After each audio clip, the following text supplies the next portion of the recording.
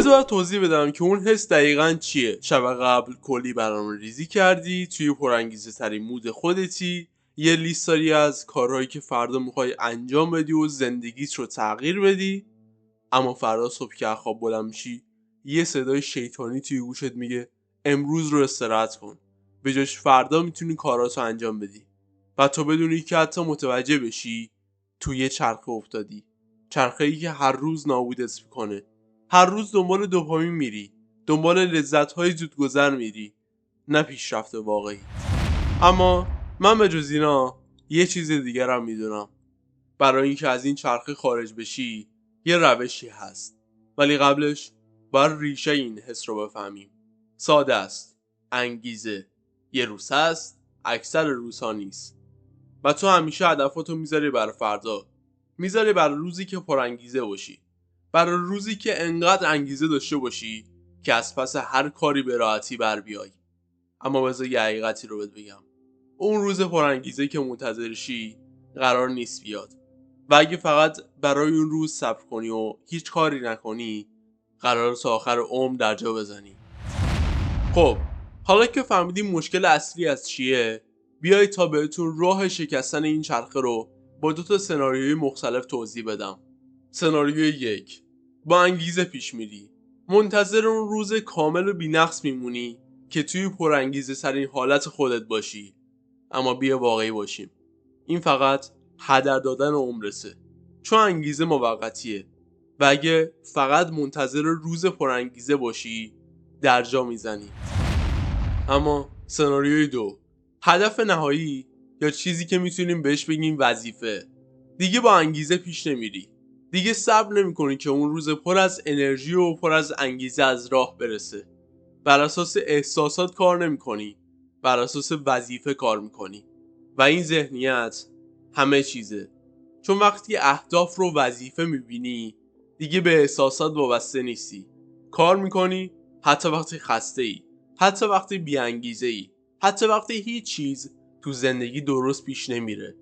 اما چطور باید به یه همچین ذهنیتی برسیم؟ با داشتن یه هدف معنادار و عمیق.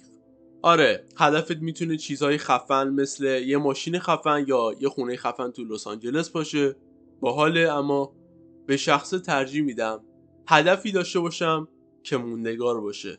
هدفی که به هیچ وجه نذاره تسلیم شم و حاضر باشم تا پای جون برای اون هدف بجنگم.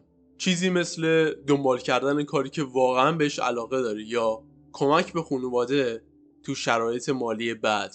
این دقیقاً همون هدفیه که باعث میشه کم نیاری، باعث میشه تسلیم نشی. چرا؟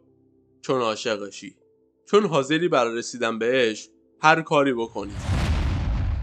و همونطور که گفتم هدفتون میتونه چیزهای خفن مثل ماشین و خونه خفن باشه، اما به شرطی که تو ذهن خودتون موندگار باشه و حاضر باشید تا پای جون براش بجنگید. پس تا اینجا یاد گرفتیم که هدفمون باید چه ویژگی‌هایی داشته باشه. اما یه نکته خیلی مهم، میدونم که اکثرتون این جمله‌های انگیزشی رو شنیدید که میگن هدفتون رو بنویسید و شانس رسیدن به اون هدف رو بیشتر کنید. و نوشتن هدف بد نیست، اما حقیقت اینه که اکثر آدم‌ها فقط هدفشون رو روی کاغذ می‌نویسن، اما برای رسیدن به اون هدف هیچ کاری نمی‌کنن. این به این معنی نیست که هدفتون رو یه بار بنویسید و برای همیشه فراموشش کنید. مثل دفعه قبلی که اول سال هدفهای بزرگ سالیانتون رو نوشتید اما بهشون نرسیدید. ولی راه حل واقعی اینه که شما باید هر روز هدفتون رو به یاد بیارید، باش زندگی کنید، باش نفس بکشید، به خودتون یادآوری کنید که چرا دارید این کار رو انجام میدید. چطور؟ با استمرار. خب شاید بپرسید چطور استمرار داشته باشی؟ قبلا بهتون گفتم، با داشتن یه هدف معنادار و عمیق. خب حالا که فهمیدیم انگیزه لازم نیست و چیزی که مهمه داشتن هدفه و یاد گرفتیم که چطور این وظیفه رو بسازیم، بذارید یه متد خوب بهتون معرفی کنم که باهاش میتونید روزمرگی بهتری داشته باشید. این روش بهتون کمک میکنه که زمان و انرژی بیشتری رو ذخیره کنید. بذارید این روش رو با 2 سناریوی مختلف از یک روز یکسان توضیح بدم. سناریو 1، فرض کنید شما امروز 2 تا تسک دارید. 3 ساعت درس خوندن و 1 ساعت باشگاه رفتن. شما برای مثال ساعت 12 ظهر از خواب بلند میشید. تا ساعت 1:30 نهار میخورید و استراحت میکنید. بعدش یکی از دوستاتون بهتون زنگ میزنه و بهتون میگه که بریم بیرون. تا ساعت 5 با دوستاتون وقت میگذرونید. بعدش میایید خونه و از ساعت 5 تا 8 درس میخونید.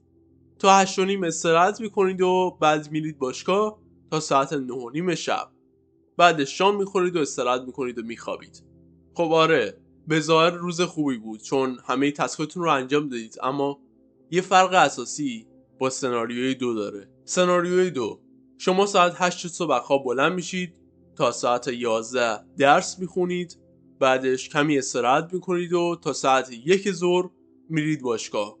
و الان ساعت 1 ظهره و شما همه تسکاتون رو انجام دادید. الان بقیه روز رو کامل وقت دارید که هر کاری که میخواید انجام بدید. هر کاری، مثل برنامه ریزی برای فردا، کار کردن روی پروژه جدید یا حتی استراحت کردن. فرق نمیکنه. شما الان آزادی و وقت کامل رو براش دارید. این یعنی زمانبندی درست. توی سناریوی اول شما کل روز رو نگران انجام دادن تسکاتون هستید.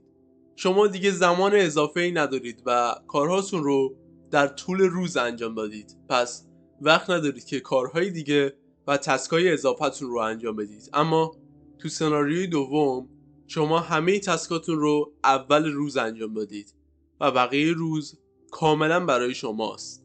این یعنی دقیقاً صرفه‌جویی در زمان. اما یه نکته مهم، اگر ویدیوی توهم پیشرفت کانال رو دیده باشید، من گفتم که لزوما اجباری نیست که همه صبح زود بیدار شن. اگه شبها تمرکز دارید، شب کار کنید.